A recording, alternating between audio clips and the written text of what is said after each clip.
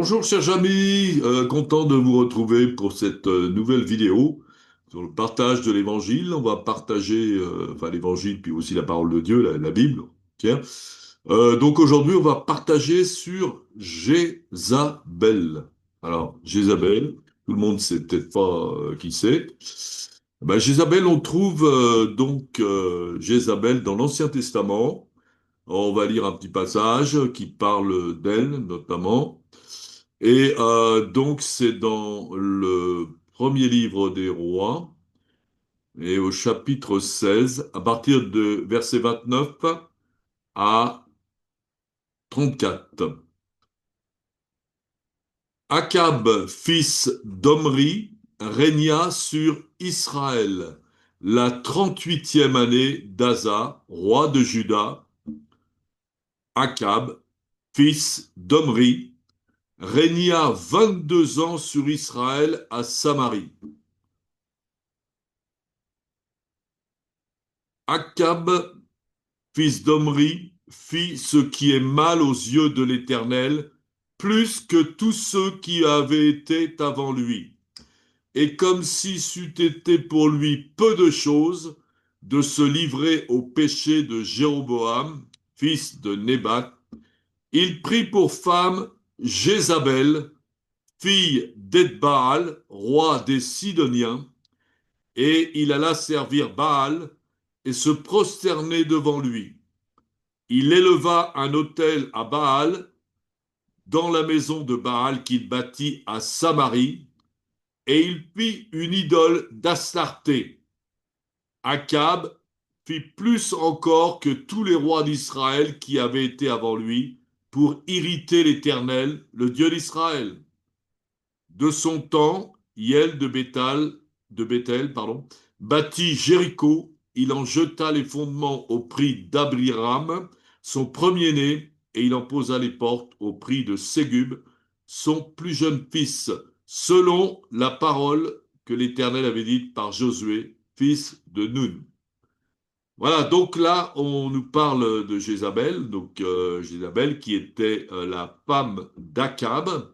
Alors Akab, on apprend dans ce passage que c'était le fils d'Omri qui était roi sur Israël et il est devenu lui-même roi d'Israël après son père et a régné 22 ans sur Israël à Samarie. Donc il faut préciser peut-être que dans ce temps-là, il y avait Israël d'un côté avec 10 tribus et il y avait Juda de l'autre côté.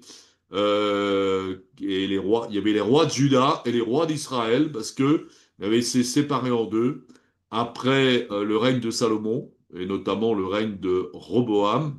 Hein. Donc à ce moment-là, toutes les tribus ont été séparées en deux. D'un côté, 10 tribus, et c'était pour Israël, où le roi d'Israël régnait à Samarie, c'était le cas de Akab.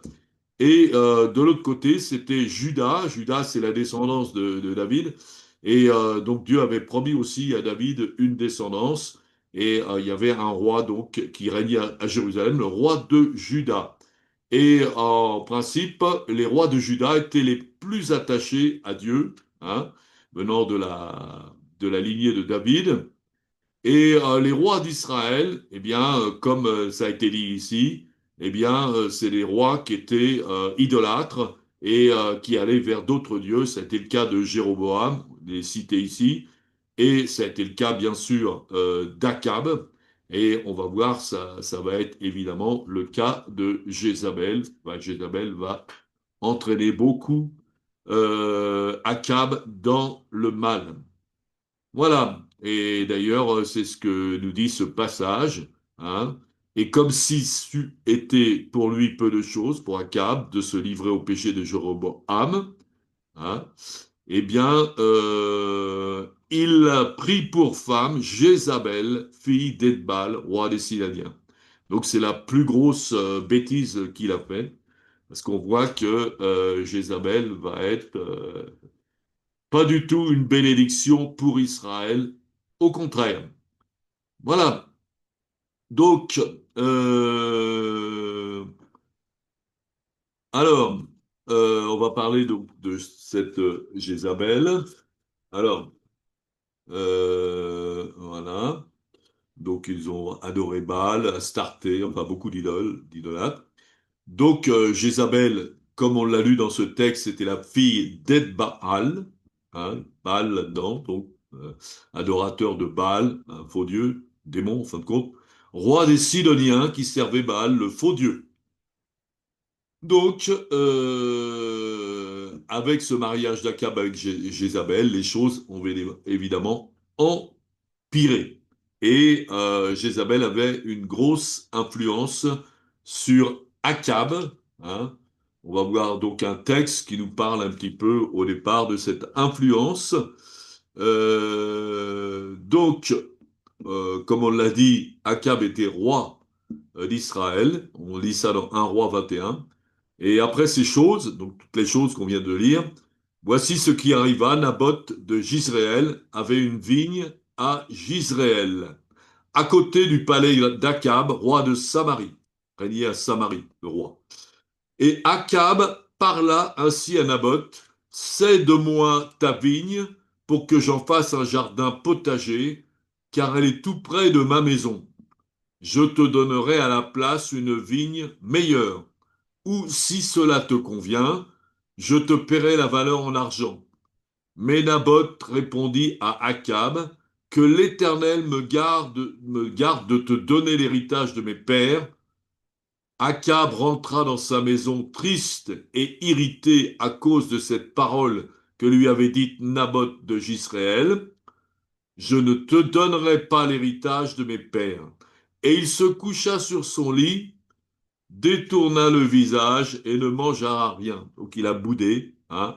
C'était un roi qui avait donc, il était comme un gamin, en fin de compte, hein. Il fait un caprice, voilà. Donc, il y a un roi qui était faible, hein. Il y a un passage où il est dit malheur au peuple dont l'enfant dont le roi est un enfant. Voilà, parce qu'il fait un peu n'importe quoi, toutes ses caprices. Et c'était le cas de Akab. Et on va voir que Jézabel, justement, va en profiter pour avoir une grosse influence sur son mari, hein, puis l'entraîner dans beaucoup de choses très mauvaises. Alors, justement, Jézabel, sa femme, vint auprès de lui et lui dit, pourquoi as-tu l'esprit triste et ne manges-tu point? Il lui répondit, j'ai parlé à Naboth de Jizréel et je lui ai dit, cède-moi ta vigne pour de l'argent, ou si tu veux, je te donnerai une autre vigne à la place. Mais il a dit, je ne te donnerai pas ma vigne. Alors Jézabel, sa femme, lui dit, est-ce bien toi maintenant qui exerces la souveraineté sur Israël? Lève-toi, prends de la nourriture et que ton cœur se réjouisse. Moi, je te donnerai la vigne de Naboth de Jizréel. Et donc c'est ce que Jézabel a réussi à faire en tuant évidemment Naboth. Et donc elle a provoqué à la fois un assassinat et un vol de Akab. Donc Akab a été influencé pour faire assassiner Naboth et lui voler sa vigne. Donc on voit que Akab était d'un caractère faible en fin de compte et l'influence de sa femme évidemment jouait énormément. C'est elle qui portait le pantalon, comme on peut dire dans un proverbe. Et donc, Jézabel le dominait complètement, et elle était très mal influencée. Et pourtant, Akab aurait pu être ouvert aussi à la parole de Dieu. Donc, on voit d'ailleurs ce qui s'est passé après cette histoire dans 1 roi 21. La parole de l'Éternel fut adressée à Élie, le Tishbite des prophètes, en ces mots, lève-toi, descends au devant d'Akab, roi d'Israël, à Samarie. Le voilà dans la vigne de Naboth, où il est descendu pour en prendre possession. Tu lui diras, ainsi parle l'Éternel, N'es-tu pas un assassin et un voleur? Et tu lui diras, ainsi parle l'Éternel. Au lieu même où les chiens ont léché le sang de Naboth, les chiens lécheront aussi ton propre sang. Akab dit à Élie, m'as-tu trouvé, mon ennemi? Et il répondit, je t'ai trouvé, parce que tu t'es vendu pour faire ce qui est mal aux yeux de l'Éternel. Voici, je vais faire venir le malheur sur toi, je te balayerai, j'exterminerai quiconque appartient à Akab, celui qui est esclave et celui qui est libre en Israël. Je rendrai ta maison semblable à la maison de Jéroboam, fils de Nébat, et à la maison de Baïcha, fils d'Achija, parce que tu m'as irrité et que tu as fait pécher Israël. L'Éternel parle aussi sur Jézabel, et il dit, les chiens mangeront Jézabel près du rempart de Jizréel. Celui de la maison d'Akab qui mourra dans la ville sera mangé par les chiens, et celui qui mourra dans les champs sera mangé par les oiseaux du ciel. Il n'y eut personne qui se soit vendu comme Akab pour faire ce qui est mal aux yeux de l'Éternel, et Jézabel, sa femme, l'y excitait. Il a agi de la manière la plus abominable, en allant après les idoles, comme le faisaient les Amoréens, que l'Éternel chassa devant les enfants d'Israël. Après avoir entendu les paroles d'Élie, Akab déchira ses vêtements, il mit un sac sur son corps et jeûna. Il couchait avec ce sac et marchait lentement. Et la parole de l'Éternel fut adressée à Élie, le Tishbite, en ces mots, as-tu vu comment Akab s'est humilié devant moi? Parce qu'il s'est humilié devant moi, je ne ferai pas venir le malheur pendant sa vie. Ce sera pendant la vie de son fils que je ferai venir le malheur sur sa maison. Donc on voit qu'Akab, il a quand même écouté le prophète Élie et il l'a cru, parce qu'il s'est dit, oulala, il va m'arriver beaucoup de problèmes. Donc alors, il s'est repenti, a déchiré ses vêtements et s'est couvert d'un sac et marcha lentement. Donc, d'un certain côté, il a écouté le prophète, donc il a écouté Dieu, et Dieu a baissé sa punition, bien sûr, puisqu'il lui a dit que les malheurs n'arriveront pas pendant ta propre vie. Voilà, Dieu a changé d'attitude devant lui par la repentance, hein. Donc c'était quelqu'un qui faisait les pires choses, mais malgré tout, s'il y a de la repentance, hein, si les gens s'humilient véritablement, eh bien Dieu peut pardonner, hein. Et c'est comme ça pour tous les hommes, hein. Dieu peut pardonner à n'importe qui à condition qu'il y ait une véritable repentance. Voilà, donc, Akab a quand même écouté le prophète Élie, malgré qu'il disait que c'était son ennemi. Bon, il avait quand même un respect pour lui, parce que c'était en réalité le seul prophète valable à cette époque-là. Et il disait des choses difficiles, dures, mais il disait la parole de Dieu. C'était pas le cas de tous les faux prophètes qui étaient en Israël. Alors, donc, on peut lire aussi dans 1 roi 18, à peine Akab aperçut-il Élie qui lui dit, est-ce toi qui jettes le trouble en Israël? Élie répondit, je ne trouble pas Israël, c'est toi au contraire, et la maison de ton père, puisque vous avez abandonné les commandements de l'Éternel, et que tu es allé vers les faux dieux après les Baals. Fais maintenant rassembler tout Israël auprès de moi à la montagne du Carmel, et aussi les 450 prophètes de Baal et les 400 prophètes d'Astarté, hein, ça faisait 850 faux prophètes, qui mangent à la table de Jézabel, hein, donc inspiré évidemment comme Jézabel, très mal inspiré. Alors, mais Akab va obéir à la parole d'Élie et il va envoyer des messagers vers tous les enfants d'Israël et va rassembler tous les prophètes à la montagne du Carmel.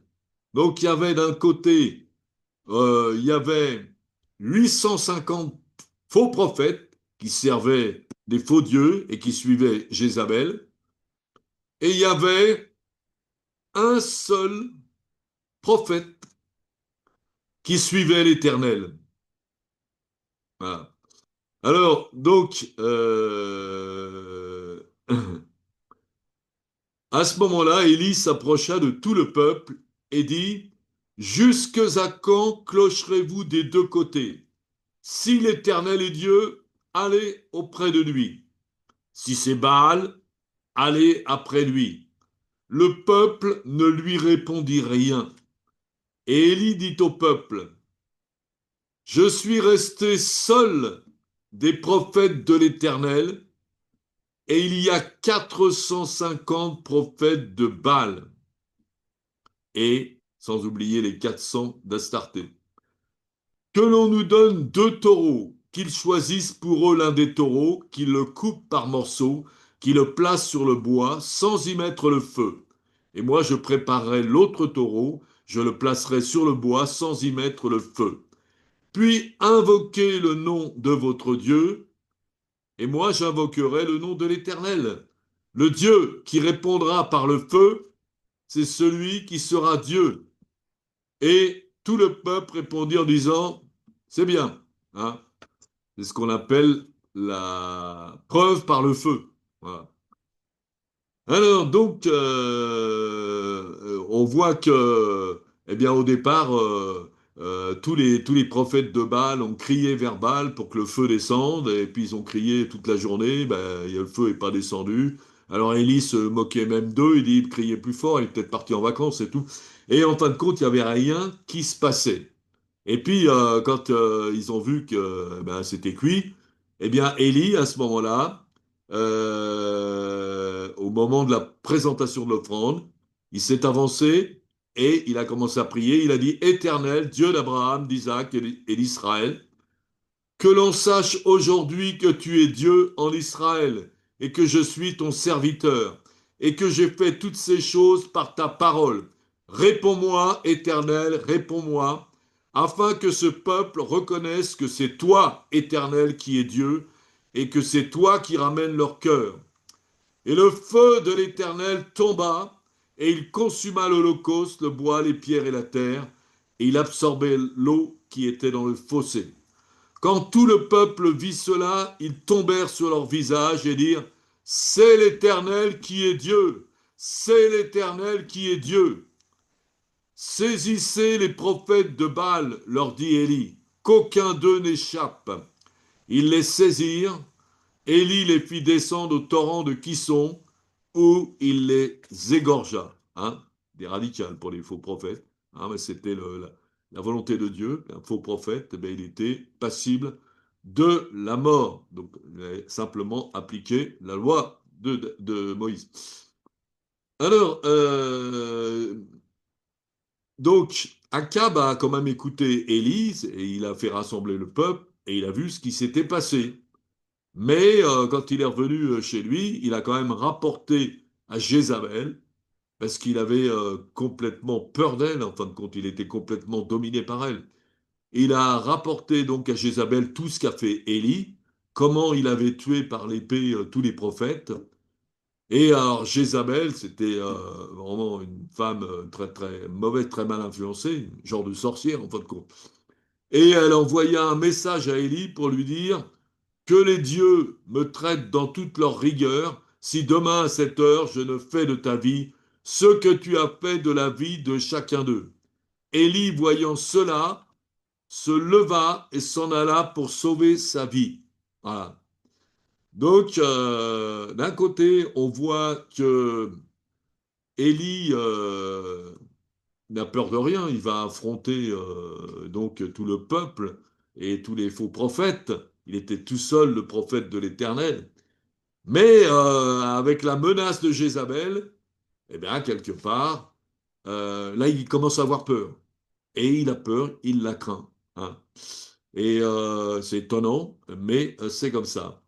Mais en fin de compte, on voit que Jézabel était dangereuse. Hein. Pourquoi? Parce qu'elle va pousser le peuple à pécher, à désobéir à Dieu, et va influencer beaucoup plus de monde à faire le mal que Élie, le véritable prophète de Dieu, qui pouvait influencer le peuple à faire le bien.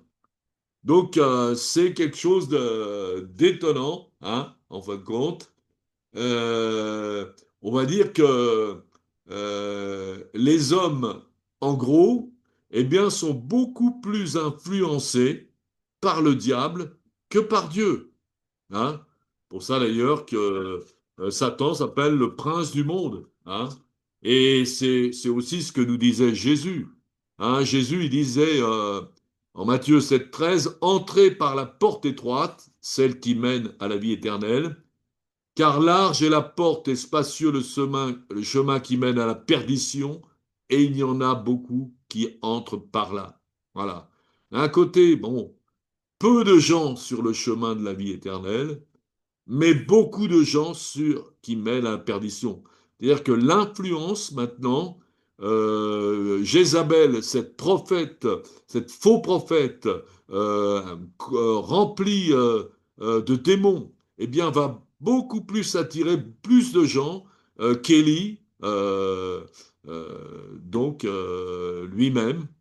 Mais bon, heureusement, on va voir qu'il y a eu le miracle, bien sûr, ce miracle qu'on vient de lire, où vraiment le feu de Dieu est tombé pour montrer au peuple que l'Éternel était Dieu. Hein. Mais voilà, en fin de compte, donc Jézabel, c'est quoi? En fin de compte, c'est Jézabel, là on en parle, c'était le prénom de cette femme du temps d'Akab, mais c'est devenu aussi, comment dirais-je, un symbole, Jézabel. Jézabel, en général, c'est une femme, hein, et on en parle aussi dans l'Apocalypse. Et on voit que le diable va se servir plus facilement d'une femme que d'un homme pour influencer les hommes. Ce qui s'est passé là avec Élie, les prophètes de Baal. Alors pourquoi le diable va plutôt attaquer la femme et l'influencer? Mais en fait, parce que la femme, c'est le sexe faible. Hein. Donc, ce que nous dit Pierre, l'apôtre, Marie, montrez à votre tour de la sagesse dans vos rapports avec vos femmes, comme avec un sexe plus faible, hein, donc plus influençable. Hein, c'est pas seulement la force physique, mais plus influençable. Et, euh, et cette femme, qui est le sexe faible, eh bien, elle va être plus facilement séduite par le diable parce qu'elle aura l'impression de prendre de la valeur avec le diable et de pouvoir devenir quelque part plus forte que l'homme. Voilà. Donc ça, c'est le piège du diable, se laisse influencer par le diable.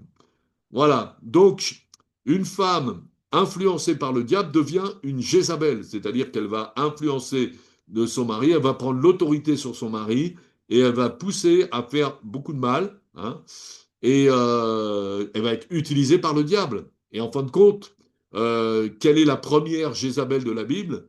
Hein, ben, la première Jézabel de la Bible, eh bien, c'est la première femme, c'est Ève. Hein. Ouais, on va voir, c'est elle qui s'est laissée qui s'est laissé influencer par le diable, la première. Hein, on voit par exemple dans Genèse 3, le serpent était le plus rusé de tous les animaux des champs, hein, donc il représente le diable, que l'Éternel, Dieu, avait fait. Et il dit à la femme, Dieu a-t-il réellement dit, vous ne mangerez pas de tous les arbres du jardin? La femme répondit au serpent, nous mangeons des fruits des arbres du jardin. Quant aux fruits de l'arbre qui est au milieu du jardin, Dieu a dit, vous n'en mangerez point et vous n'y toucherez point, de peur que vous ne mouriez. Alors le serpent, évidemment, il a sauté là-dessus parce qu'elle commence à avoir un doute. Hein, il voit la faiblesse de la femme. Alors le serpent dit à la femme, vous ne mourrez pas, mais Dieu sait que le jour où vous en mangerez, vos yeux s'ouvriront que vous serez comme des dieux, connaissant le bien et le mal. La femme vit que l'arbre était bon à manger et agréable à la vue, qu'il était précieux pour ouvrir intelligence. Elle prit de son fruit et elle en mangea, et elle donna aussi à son mari qui était auprès d'elle, et il en mangea. Donc on voit que elle a été complètement séduite. Elle a cru toutes les paroles que disait le diable, beaucoup plus facilement que les paroles de Dieu. Et elle a douté même de la parole de Dieu. Je veux dire, quand elle dit, par exemple, de peur que vous ne mouriez, donc c'était comme si c'était pas sûr, voilà. Et donc, la conduite d'Ève, eh bien, ça a été terrible parce que elle a péché, elle a entraîné son mari à pécher, et le péché s'est répandu à toute l'humanité. Hein. Grâce à Dieu, Jésus est venu et il a pu renverser la vapeur et sauver tous les hommes qui le voulaient. Donc Satan a séduit la femme a séduit son mari, et toute l'humanité a suivi. Voilà. Alors la femme, donc, qu'est-ce qu'elle aurait dû faire? Bon, eh ben, elle aurait même pas dû écouter le serpent du tout, parce qu'elle n'a pas su se défendre contre le serpent. Le serpent l'a complètement roulé. Hein. Mais ce qu'elle aurait pu faire, elle aurait pu demander l'avis à son mari. Parce que c'est son mari, c'est Dieu qui avait parlé à son mari. Hein. Et il n'avait pas parlé à Ève. Dieu avait dit à son mari, euh, donc dans Genèse 2,17, mais tu ne mangeras pas de l'arbre de la connaissance du bien et du mal. Hein, donc c'était plus précis aussi, car le jour où tu en mangeras, tu mourras. Hein, c'est pas de peur que tu meurs, c'est tu mourras, c'est sûr et certain. Donc la femme a amoindri la parole de Dieu et laissé un doute, hein, de peur que vous ne mouriez. Et Dieu a parlé à l'homme, mais la femme s'est laissée rouler par le diable, et elle a déformé la parole, elle a laissé rentrer le doute, et évidemment, le diable s'est engouffré là-dedans. Et elle n'a pas demandé à son mari, hein, elle a dominé son mari finalement, puisque elle lui a apporté vraiment les mensonges du diable. Voilà. Donc, c'est aussi une des raisons pourquoi l'apôtre Paul dit je ne permets pas à la femme d'enseigner ni de prendre de l'autorité sur l'homme, mais elle doit demeurer dans le silence. C'est-à-dire qu'il y a en fin de compte une soumission de la femme et au mari, et elle doit, avant peut-être de prendre une décision, ou elle doit toujours demander vraiment à son mari. Hein, elle doit prendre elle va pas enseigner son mari, elle va pas influencer son mari doit l'influencer, donc elle doit lui demander, et là, à ce moment-là, elle est protégée, hein. Elle est protégée par l'autorité de son mari. Ça ne veut pas dire que Dieu ne peut pas se servir d'une femme, hein, pour un ministère, il le fait, mais cela doit se faire aussi avec la soumission de son mari, hein. Moi, j'ai connu un couple d'évangélistes comme ça, qui était très puissant, qui allait dans les pays, avec des signes, des miracles, des prodiges. Et André et Sergine Snanouch. Et j'ai été moi-même au bénéfice de leur ministère, du ministère de Sergine, qui avait un ministère de délivrance, mais elle l'accomplissait toujours sous l'autorité de son mari. Et les deux portaient beaucoup de fruits. C'était le même cas pour Gwencho aussi, qui était dans le ministère, mais elle était toujours avec son mari et sous l'autorité de son mari. Voilà, hein, et c'est ce que nous dit la parole de Dieu. Donc il y a une hiérarchie finalement dans la création. Hein, 1 Corinthiens 11,3, je veux cependant que vous sachiez que Christ est le chef de tout homme, que l'homme est le chef de la femme, et que Dieu est le chef de Christ. Donc il y a une hiérarchie dans un couple. Hein, donc il y a d'abord Christ, ensuite l'homme, ensuite la femme. Et c'est dans ce cas qu'il y a de l'harmonie dans un couple. Hein. Voilà. Si c'est la femme qui porte la culotte, comme on dit, eh bien le couple, il va aller de travers. Hein. Voilà. Mais donc, si c'est bien conforme à la volonté de Dieu, eh bien le couple va bien se développer. Alors, c'est ce que nous dit Éphésiens 5, à partir du verset 22. Femmes, soyez soumises à vos maris comme au Seigneur, car le mari est le chef de la femme, comme Christ est le chef de l'Église qui est son corps et dont il est sauveur. Or, de même que l'Église est soumise à Christ, les femmes aussi doivent l'être à leur mari en toutes choses. Et Marie, aimez vos femmes comme Christ a aimé l'Église et s'est livré lui-même pour elle. Donc c'est pas de l'autoritarisme pour faire du mal à sa femme, parce que le mari est censé aimer sa femme et se sacrifier pour elle, comme Christ a fait, et Christ nous aime d'un amour que personne ne pourra surpasser. Voilà. Mais c'est pour nous protéger, hein. Christ nous protège et le mari protège sa femme. Voilà. Alors, donc on lit aussi quelque chose, on peut en parler de ça, dans 1 Corinthiens 11,4, tout homme qui prie ou qui prophétise la tête couverte déshonore son chef, toute femme au contraire qui prie ou qui prophétise la tête non voilée déshonore son chef. C'est comme si elle était rasée.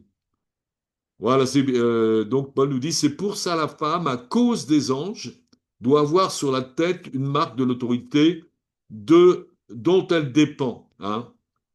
Parle des anges, c'est les anges déchus, c'est l'influence du diable en réalité, hein.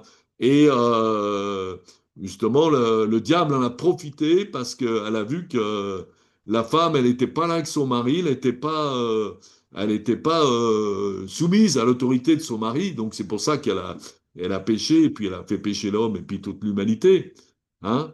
Et eh bien, c'est la même chose. Donc, Paul dit que la femme, à cause des anges, doit avoir sur la tête une marque de l'autorité dont elle dépend, hein. Comme ça, le diable sait qu'il ne peut pas l'attaquer. C'est une protection.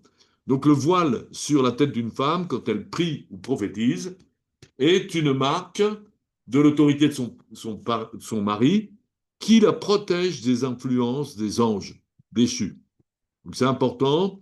Parce qu'une femme qui n'est pas soumise à son mari n'est pas soumise au Seigneur et elle est ouverte à l'influence du diable, elle n'est pas protégée. Donc, c'est un peu ça. Dans un couple, une Jézabel apparaît quand la femme n'est pas soumise à son mari. Et si le mari aussi n'exerce pas son autorité sur elle. Il y a les deux. Il y a la faute de la femme qui n'est pas soumise à son mari, mais il y a la faute de l'homme qui est faible et qui n'exerce pas une autorité pour protéger sa femme, hein. Et ça, un couple comme ça peut faire beaucoup de dégâts dans l'Église, hein. Jésus nous met en garde contre ces Jézabel qui font beaucoup de dégâts dans les églises parce que ce sont des portes ouvertes au diable. Et le diable, bon, il est là pour détruire l'église, pas pour la construire, hein. Voilà, et donc Jésus nous en parle aussi dans l'Apocalypse. Si on lit Apocalypse 2, verset 18, écrit à l'ange de l'église de Thyatire, voici ce que dit le Fils de Dieu, celui qui a les yeux comme une flamme de feu et dont les pieds sont semblables à l'airain ardent. Je connais tes œuvres, ton amour, ta foi, ton fidèle service, ta constance et tes dernières œuvres plus nombreuses que les premières. Mais ce que j'ai contre toi, quand on parle l'ange d'une église, c'est le responsable d'une église en fin de compte. Mais ce que j'ai contre toi, c'est que tu laisses la femme Jézabel, qui se dit prophétesse, enseigner et séduire mes serviteurs pour qu'ils se livrent à l'impudicité, qu'ils mangent des viandes sacrifiées aux idoles, donc l'idolâtrie et tout ça. Je lui ai donné du temps afin qu'elle se repentît, et elle ne veut pas se repentir de son impudicité. Voici, je vais la jeter sur un lit et envoyer une grande tribulation à ceux qui commettent adultère avec elle, à moins qu'ils ne se repentent de leurs œuvres. Je ferai mourir de mort ses enfants et toutes les églises connaîtront que celui qui sonde les reins et les cœurs, je vous rendrai chacun selon ses œuvres. Voilà. Donc, on voit que les Jézabel vont influencer beaucoup de monde. En général, ce sont des femmes. Elles utilisent la séduction. Elles séduisent aussi beaucoup de gens qui vont être euh, qui vont dévier, quoi, qui vont adorer d'autres dieux, qui vont devenir idolâtres ou impudiques, hein. C'est ça l'adultère en fin de compte, hein. Nous sommes censés adorer Dieu. L'Église est l'épouse de Christ, et si nous avons un autre époux, ben, nous sommes adultères. Voilà. Donc, ces Jézabel font beaucoup de mal, hein, dans le couple déjà et dans l'Église. Voilà. Et elle dit, je ferai mourir de mort ces enfants, c'est-à-dire qu'à partir du moment où vous déviez, hein, vous ne vous adorez le faux Dieu, vous devenez idolâtre, eh bien vous êtes sur le chemin de la mort, hein. Vous êtes sur le chemin de la perdition éternelle. Donc, c'est quelque chose de très grave, hein. Et voilà. Et donc, quelque part, Dieu parle à l'ange, le responsable de l'Église, il lui dit, laisse pas Jézabel faire ce qu'elle veut, hein.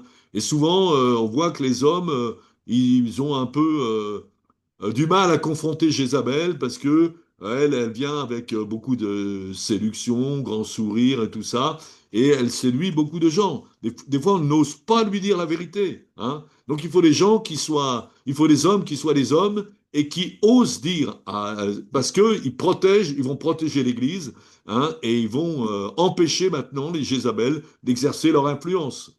Voilà. Donc il faut des hommes forts qui soient capables. Et même Élie avait peur de Jézabel, hein. Mais il faut des hommes courageux, des hommes comme Jésus ou comme Jean-Baptiste ou comme Jéhu, on va voir. Donc le dernier passage qu'on va lire, hein, c'est celui qui va mettre fin à, au règne de Jézabel, la première, quoi. C'est dans 2 Rois 9:30. Jéhu entra dans Jizréel, Jézabel l'ayant pris, mit du fard à ses yeux, se part à la tête, vous voyez, elle veut séduire, et regarda par la fenêtre. Comme Jéhu, pardon, franchissait la porte, elle dit, est-ce la paix, nouveau Zimri, assassin de son maître? Bon, c'est Jézabel qui dit ça à Jéhu. Alors, elle l'appelle assassin de son maître parce que Dieu lui avait demandé aussi d'anéantir toute la famille d'Akab et alors Jéhu qui n'était pas quelqu'un à se faire impressionner, hein, c'est lui qui roulait à toute berzingue avec son cheval, eh bien il leva le visage vers la fenêtre où était Jézabel, hein, dit au premier étage ou au deuxième, je sais pas. Et il dit, qui est pour moi? Et il y avait à côté de Jézabel deux ou trois eunuques qui le regardèrent en s'approchant de la fenêtre. Et Jéhu leur dit, jetez-la en bas. Et ils la jetèrent, et ils rejaillirent de son sang sur la muraille, sur les chevaux. Jéhu la foula aux pieds, hein. Et ensuite, eh bien, ça s'est passé comme l'avait prophétisé Élie, comme Dieu l'avait dit, qu'elle a été mangée par les chiens. Voilà. Donc, triste fin. Voilà. Mais donc, c'est important, voilà, dans un couple et dans une église, de ne pas laisser des portes ouvertes au diable, parce que là, le diable, il est là pour nous détruire. Voilà. Et voilà, prions pour ça. Et puis, ne laissons pas les femmes enseigner n'importe quoi, ou les personnes qui se disent prophètes qui ne le sont pas du tout. Voilà. Donc ça, c'est important, hein. Il faut avoir du discernement, de l'autorité aussi, n'avoir pas peur. Alléluia. Pas peur du diable, en fin de compte, hein. Les gens, souvent, il y a les gens qui ont peur du diable, hein. Et on n'est pas censé avoir peur du diable. Jésus a vaincu le diable, hein. Et donc, si on est en Christ, nous aussi, on a vécu. En mon nom, ils chasseront les démons. Donc, il ne faut pas avoir peur. Si on a peur, on est sous son influence. Bon, eh bien, chers frères et sœurs, voilà, eh bien, que Jésus maintenant remplisse votre cœur, le Saint-Esprit aussi, et voilà, et ne vous laissez pas faire, hein, comme dit Paul, on n'a pas à lutter contre la chair et le sang, mais on lutte contre les puissances de ténèbres, les esprits méchants dans les lieux célestes. C'est pour ça que un chrétien doit être fort, revêtu de toutes les armes que le Seigneur nous a données, revêtu du casque du salut, de la cuirasse de la justice, du bouclier de la foi, de la ceinture de la vérité, des chaussures du zèle que donne l'évangile de paix, et de l'épée de l'esprit qui est la parole de Dieu, et combattons, et avec ces armes, eh bien nous pouvons vaincre le diable. Que le Seigneur vous bénisse maintenant, et vous fortifie maintenant dans votre vie de disciple de Christ. Et priez aussi pour les églises, priez pour les pasteurs, afin que justement ils puissent mener le bon combat. Que le Seigneur vous bénisse et à bientôt.